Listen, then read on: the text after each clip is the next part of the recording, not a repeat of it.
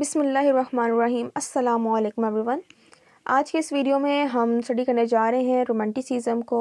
It was an artistic movement in 18 and 19th century. Basically 18वीं और 19वीं सदी में एक आर्टिस्टिक मूवमेंट, एक आर्ट जो है वो डिस्कवर होना शुरू हो गया था।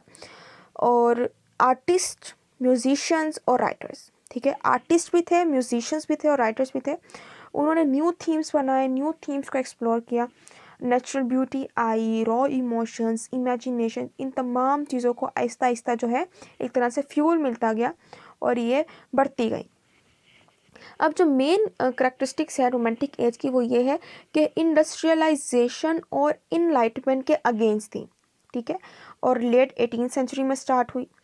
और ये स्टार्ट की थी रूसो ने। रूसो जो था इसने पहली दफ़ा वेस्टर्न हिस्ट्री में पहली दफ़ा ऐसा हुआ था कि किसी इंसान ने एक बच्चे की स्वीटनेस, उसकी मासूमियत, उसकी इनोसेंस के ऊपर फोकस किया था और उसके ऊपर लिखा था। तो रूसो वही इंसान था जिसने जो है चिल्ड्रन पे फोकस करके जो है काम लिखा था, उसकी स्वीटनेस पे, उसकी इनोसेंस पे। तो बेसिकली यहाँ से रोमांटिक एज जो है वो स्टार्ट हुई थी, ये कहा जाता है। इसके अलावा एक और मशहूर वाक़या जो है जिसकी वजह से हम कहते हैं कि रोमांटिसिज्म जो है वो एकदम से बढ़ी, वो ये थी कि थॉमस चैटरटन, जो कि एक 17 साल का लड़का था और वो एक पोइट था, सो उसने सुसाइड कर ली थी। तो उसके काफ़ी पोइम्स उसने लिखी थी, लेकिन कोई भी उसको पब्लिश करने के लिए तैयार नहीं था और उसकी फैमिली उसको प्रेशर करती थी कि वो एक लॉयर बने। तो इसकी वजह से तमाम प्रेशर में आके एक खूबसूरत 17 साल का नौजवान लड़का जो है थॉमस चैटरटन, उसने सुसाइड कर ली थी। खैर, चैटरटन के अगर हम वर्क को देखें तो वो भी काउंट होता है इन द रोमांटिक हीरोज़। इसके अलावा रोमांटिक हीरोज़ में P B Shelley, John Keats, Lord Byron का भी काफ़ी नाम है। इसके अलावा ये भी कहा जाता है कि 1798 के अंदर ही रोमांटिक एज स्टार्ट हो गई थी। एक तो रूसो जो है वो कंसिडर किया जाता है कि उसने जो है कंसेप्ट चेंज किया, चिल्ड्रन के ऊपर उसने फोकस किया। और दूसरी तरफ एक और कंसेप्ट आता है कि 1798 के अंदर एक बुक पब्लिश की गई थी जिसका नाम था लिरिकल बैलेड्स। वो पब्लिश की थी 3 लोगों ने मिलकर, William Wordsworth, Coleridge and Robert Southey. इन तीनों ने मिलकर जो है लिरिकल बैलेड वाली बुक को जो है वो पब्लिश किया था। अब ये बुक किसी शौक से कम नहीं थी, एक बहुत बड़ा धचका लगा था सबको और यहीं से जो है रोमांटिक एज जो है वो स्टार्ट होती है। अब कुछ मेन करेक्टरिस्टिक्स ये हैं कि इसी रोमांटिक एज के अंदर कुछ रेवोल्यूशंस आए। फ्रेंच रेवोल्यूशन भी आया और इंडस्ट्रियल रेवोल्यूशन भी आ चुका था और नेपोलियनिक वॉर जो है वो इसी एज के अंदर हुई थी। और अगर हम रफली देखें कि इसका कितना टाइम रहा है, स्पैन रहा है, तो वो 1770 से लेकर 1848 रफली जो है इस दरमियान जो है वो रोमांटिक एज जो है वो कंसिडर की जाती है कि रही है।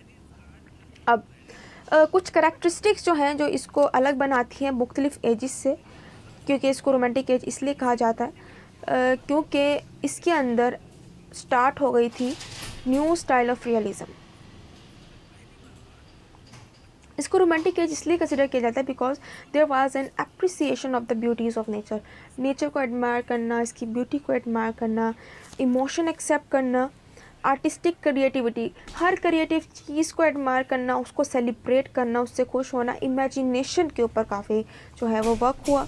स्पिरिचुअल और सुपर नेचुरल एलिमेंट के ऊपर भी काफ़ी वर्क हुआ, ठीक है। यानी कि अब 5-6 करेक्टरिस्टिक्स जो है वो बनती हैं। पहली बात, nature beauty, emotions, creativity, imagination and some spiritual and supernatural element जो इस दुनिया में देखने को नहीं मिलते। there are supernatural element and spiritual element। सो इन तमाम चीज़ों के ऊपर जो है वो रोमांटिसिज्म में बेसिकली ज़्यादा लंबा पीरियड नहीं था, लेकिन शॉर्ट था, लेकिन इसके अंदर काफ़ी काम हुआ। और इसमें पेंटिंग जो है वो काफ़ी मशहूर हुई क्योंकि आर्टिस्टिक मूवमेंट थी।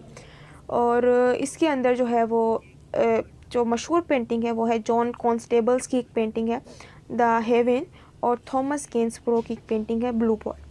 तो इस तरह बहुत सारी पेंटिंग जो है वो इस बहुत ज़्यादा आर्टिस्टिक मूवमेंट थी, बहुत बड़ी आर्टिस्टिक मूवमेंट थी, एक लहर आई थी, एक वेव आई थी, आर्टिस्टिक वेव जिसको हम कह सकते हैं।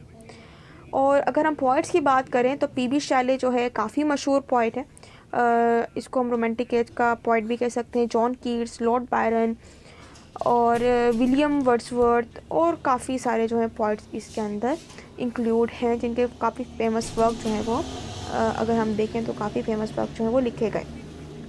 तो ये एक शॉर्ट इंट्रोडक्शन है रोमांटिसिज्म का। मीन्स के इतना इंफॉर्मेशन होना भी एक काफ़ी है। मतलब रोमांटिक एज जो है वो ज़्यादा लंबी नहीं थी, शॉर्ट थी, और इसके अंदर यही सारे काम जो है वो हुए थे। तो इंशाल्लाह नेक्स्ट वीडियो में हम क्लासिसिज्म यानी कि क्लासिकल एज को स्टडी करेंगे कि वो कब आई। और एक और चीज़ जो मैं आपको बताना चाहूँगी कि रोमांटिसिज्म का एंड कैसे हुआ।